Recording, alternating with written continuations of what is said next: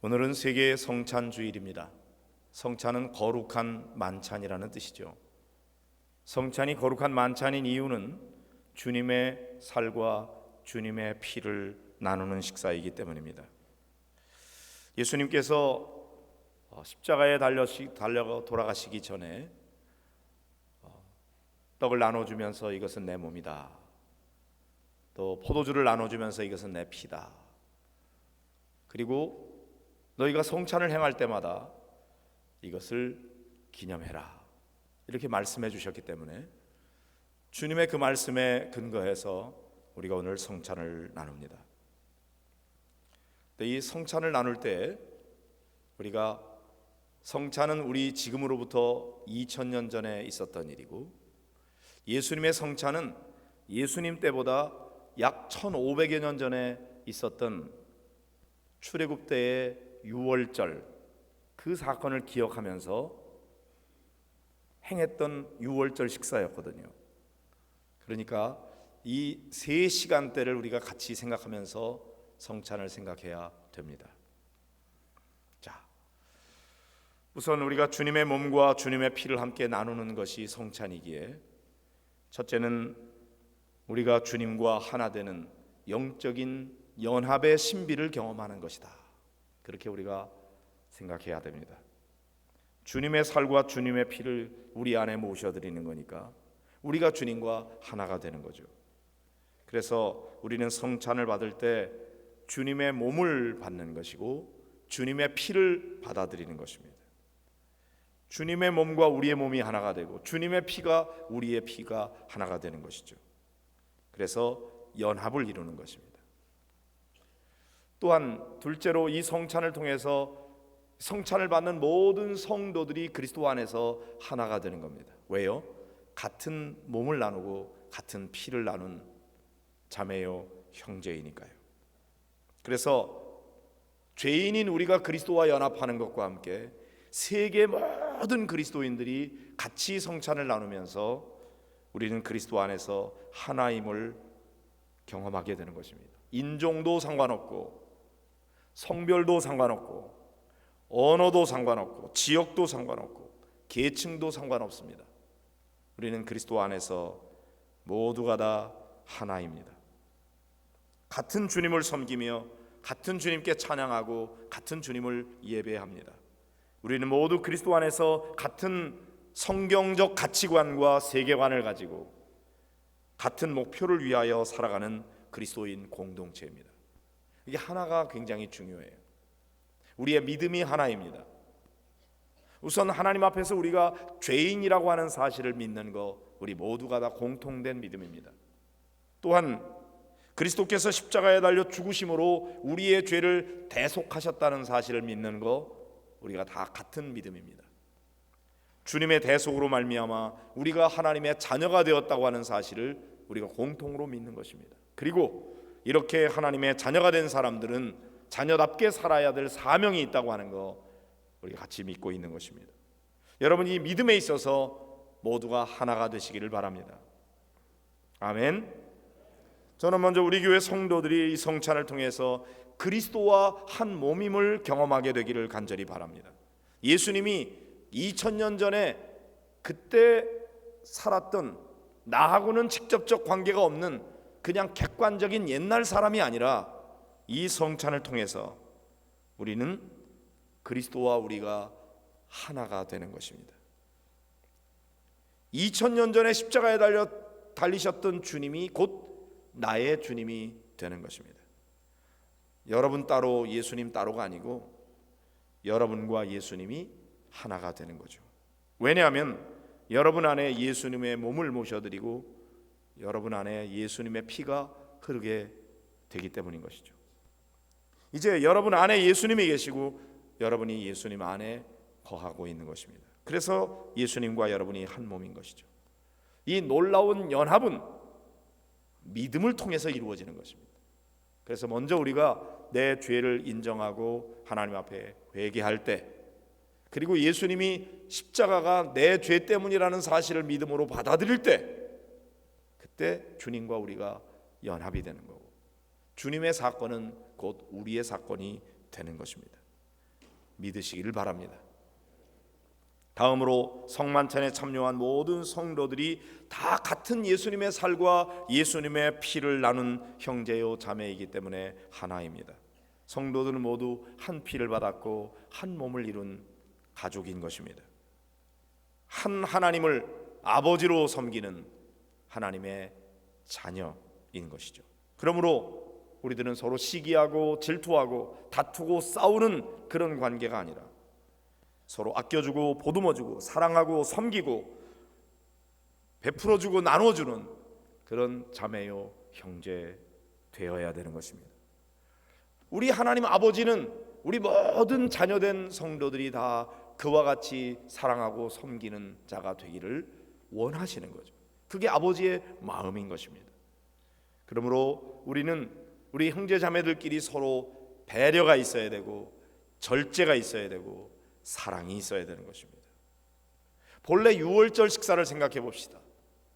출애굽하기 전에 예수님보다 1500여 년 전에 모세 시대에 이스라엘 사람들은 이집트에 노예살이하고 있었어요.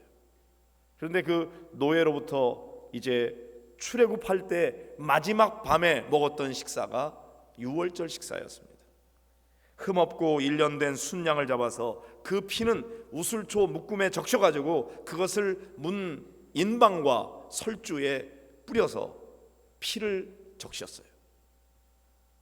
그리고 그 양의 고기를 불에 구워서 무교병, 곧 누룩을 넣지 않은 맛없는 빵이죠. 그것과 함께 쓴 나물과 함께 같이 먹었습니다. 그것은 이스라엘 백성들이 그 애굽에서 겪었던 고난을 기억하면서 먹는 식사였습니다. 그들은 허리띠를 띠고 신발을 신고 그리고 급하게 먹으라고 했습니다. 풍성한 만찬이 아니라 매우 초라한 식사였어요. 그러나 매우 비장한 마음으로 의미를 새기면서 나누는 식탁이었습니다. 그날 밤에 양의 피가 발라진 집에는 죽음의 사자가 넘어갔다 그래서 유월절입니다. 넘어갈 유자에 넘어갈 월자를 써서 유월절이죠. 1, 2, 3, 4, 5, 6 6월에 지키는 절기가 아니고요. 그래서 영어로 패스하는데 패스 오버, 넘어가는 것입니다. 양의 피가 발라진 집에는 죽음의 사자가 넘어가서 그 집안의 장자가 죽지 않았어요. 그러나 양의 피가 발라지지 않은 집에는 전부 죽음의 사자가 들어가서 장자가 죽는 끔찍한 재앙을 당하게 되었습니다. 그날 어린 양이 죽은 집에는 장자가 살았지만 어린 양이 죽지 않은 집에는 장자가 죽었다. 그러니까 그날 죽은 어린 양은 장자를 대신해서 죽은 죽음이었죠. 마찬가지로 예수님의 십자가는 유월절의 어린 양처럼 모든 인류의 죄를 용서하기 위해서 인류를 대신하여 우리를 대신하여 죽으신 대속의 죽음이다 이거죠. 그 피가 우리를 죄에서 구원하는 것입니다. 그래서 예수님이 십자가에 달려 돌아가시는 것은 이스라엘 백성들이 유월절을 지킬 때 그 어린 양을 잡는 그 타이밍에 예수님이 십자가에 달려 돌아가십니다. 그리고 예수님을 가리켜서 뭐라 그래요? 세상 죄를 지고 가는 하나님의 어린 양이로다, 그렇게 말하는 것이죠. 바로 이스라엘 백성들이 나누었던 그 유월절 식사를 예수님께서 이제 십자가를 지시기 전에 그 전날 밤에 제자들과 함께 만찬을 나누십니다. 그 첫 번째 만찬의 모습을 한번 살펴보세요. 유월절 식사, 그 무교병을 나누어 주면서 주님께서 축복하시고 제자들에게 말씀하십니다. 받으라, 이것은 내 몸이니라. 지금 제자들에게 나누어 주는 것은 주님의 살을 떼어 주는 게 아니에요. 무교병을 나누어 주는 거예요. 유월절 그 식사죠. 그런데 주님께서는 이것은 내 몸이다, 이렇게 말씀하신 거죠. 잔을 가지시고 감사기도를 드신 다음 제자들에게 나누어 주시면서 제자들이 다 마시고 난 다음에 주님이 말씀하셨어요. 이것은 많은 사람을 위하여 흘리는 바 나의 피, 곧 언약의 피니라. 그것은 포도주였습니다. 피를 연상하는 붉은색의 포도주였어요. 그런데 예수님께서는 이게 그냥 포도주가 아니라 내 피다, 그렇게 말씀하시는 거죠. 오늘 우리는 주님께서 제자들에게 나누어 주셨던 그 떡과 포도주를 기억하면서 이거는 내 몸이다, 이것은 내 피다, 이 말씀하신 것을 우리가 기억하면서 오늘 우리가 성찬을 나눌 때 여기서 우리가 나누는 빵과 포도즙은 재료가 특별한 게 아니에요. 여러분이 시장에서 얼마든지 다 구할 수 있는 아주 대단히 평범한 것입니다. 그러나 이것이 오늘 우리가 주님의 성찬을 기억하면서 기도하고 받을 때 이거는 더 이상 이제 평범한 포도즙과 빵이 아니에요. 이 떡과 포도주 위에 성령께서 임재하셔서 우리가 그걸 믿음으로 받아들일 때 그것은 주님의 몸과 주님의 피가 되는 것입니다. 우리 안에 주님을 모셔드리는 것이고 우리가 주님 안에 들어가는 것입니다. 그래서 주님과 우리가 온전히 하나가 되는 것이죠. 얼마나 신비로운 일입니까? 이 성찬은 마치 유월절 식사처럼 매우 소박한 식사입니다. 보잘것없어요. 음식 자체는 별것 아니에요. 그러나 여기에 담겨진 의미는 대단히 큰 것입니다. 우리의 죄를 용서하기 위해서 십자가의 고난을 당하시고 찢겨진 주님의 몸과 흘리신 주님의 피를 기억하는 것이죠. 여러분 생각해 보세요. 어느 누가 우리를 위해서 몸을 나눠주고 피를 흘려줄 자가 있겠습니까? 몸을 나누고 피를 나눈다는 것은 우리의 목숨을 나눠준다는 것이고 생명을 나눠준다는 거예요. 주님께서 우리를 구원하기 위해서 당신의 생명을, 몸과 피를 우리에게 나누어 주셨어요. 이보다 더 놀라운 은혜가 어디 있고 이보다 더 놀라운 사랑이 어디 있겠습니까? 그러므로 오늘 우리는 이 거룩한 성찬을 받으면서 우리 하나님께서 나를 얼마나 사랑하시는지를 다시 한번 발견하게 되기를 바랍니다. 우리는 여러 가지로 아직도 부족해요. 하나님의 자녀답지 못해요. 거룩하지 못해요. 완전하지 못해요. 그렇지만 주님께서는 그럼에도 불구하고 우리를 여전히 지극히 사랑하신다는 사실을 성찬을 통해서 우리가 경험하게 되는 것입니다.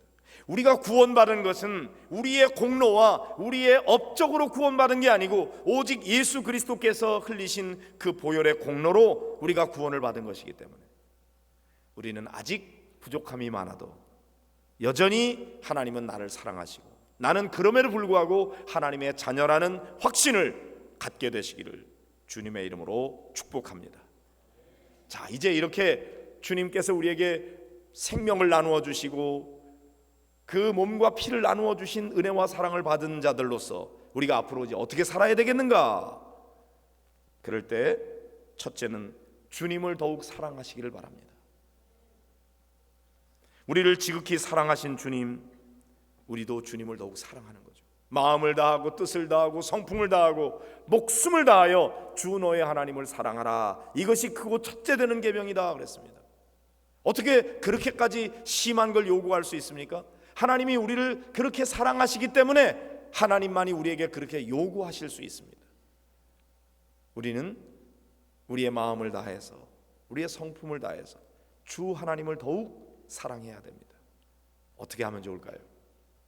우리가 하나님 앞에 찬송하고 말씀을 묵상하고 하나님을 예배하고 그 말씀대로 순종하는 삶을 통해서 이 경건의 삶을 통해서 주님을 더 사랑하는 것입니다.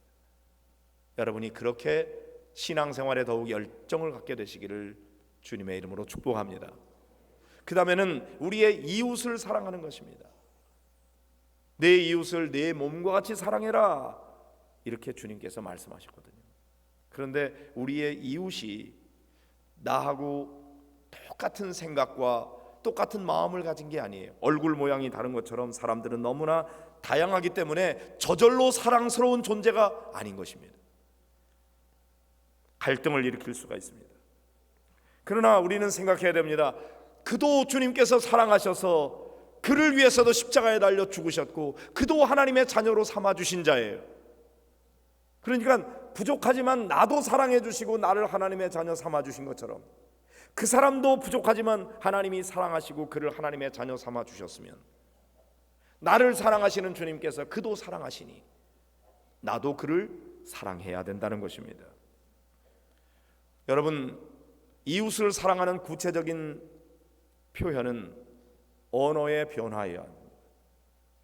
다른 사람에게 존중하는 언어를 써야 돼요.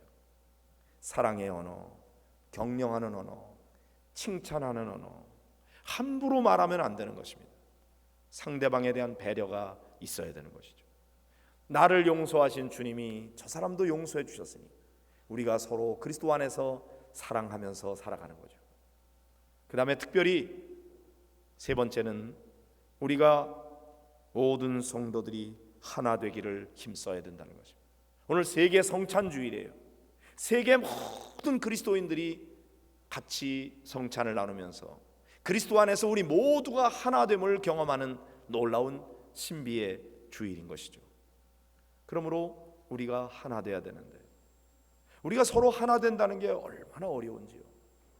이해관계가 얽히고 생각이 다르고 사상이 다르고 이념이 다르고 정치적 입장이 다르고, 그러다 보니까 다른 사람과 우리가 하나가 된다는 게 너무나 어려워요. 그래서 하나 되기를 힘쓰라고 그랬어요. 저절로 되는 게 아니에요. 우리는 그리스도 안에서 하나가 되어야 됩니다. 요즘처럼 정치적 입장이 대립이 극심한 때에는 더욱더 우리가 하나 되기가 너무나 어려운 것 같습니다. 그러나 힘쓰시기를 바랍니다. 나하고 정치적 입장이 다른 사람에 대해서도 배려가 있어야 돼요. 그리고 하나 되는데 방해되는 것은 절제해야 됩니다. 정치적 입장을 강요하지 마세요. 누구든지 자기 개인의 정치적 입장을 갖는 건 자유입니다. 우리는 자유민주주의를 표방하고 있습니다. 그리고 우리는 자본주의를 선택했습니다. 그러나 여러분, 우리가 이렇게 하다 보니까 어떻게 돼요? 부익부 빈익빈의 큰 차이가 나니까 가난한 사람들이 많이 가진 사람들에 대해서 반항하게 되잖아요. 그래서 어떻게 해요? 분배를 평등하게 잘 하자고 하는 겁니다. 그런데 여러분, 사회주의는 모두가 다 똑같이 분배하자고 하다 보니까 모두가 다 가난해 버렸잖아요. 사회주의는 망한 제도입니다. 그러나 자본주의는 부익부 빈익빈의 큰 간격이 있기 때문에 이것도 완성된 완전한 제도가 아니에요. 그러니까 어떻게든지 경제 발전을 잘 하면서도 분배도 잘 해야 되겠는데, 지금은 경제 발전에도 관심을 가져야 되느냐 분배에 관심을 가져야 되느냐 하는데 입장의 차이는 있을 수 있습니다. 그러나 여러분, 가장 좋은 것은 경제 발전도 되고 분배도 잘 돼야 되는 것이죠. 근데 지금은 어떤 데에 더 초점을 맞춰야 되느냐 하는 것은 그 사람의 정치적 입장에 따라서 다를 수 있습니다. 그런데 나만 옳고 저 사람이 틀렸다고 그러면 그건 참 곤란한 거죠. 저는 광화문에 나가서 모임을 갖는 사람도, 저 서초동 검찰청 앞에 나가서 가는 사람도 그건 자유입니다. 누구든지 가서 자기 정치적 주장을 할 수 있습니다. 그러나 교회 안에서 우리끼리 그것 때문에 의견이 다르고 다투고 싸우다 보면, 그리고 내 정치적 입장을 상대방에게 강요하다 보면 우리 안에 상처가 생겨요. 정치적인 논쟁은 부부 사이에도 하나가 되기가 어렵고 부모와 자식 간에도 하나가 되기가 어려워요. 그래서 어떡합니까? 우리가 그런 면에서 서로 보듬어주고 격려하며 배려하며 그렇게 해야 되는 겁니다. 여러분, 우리 교회는 보수적인 사람만 모이는 교회가 돼야 됩니까? 진보적인 사람 우리 교회 나오지 말아야 되나요?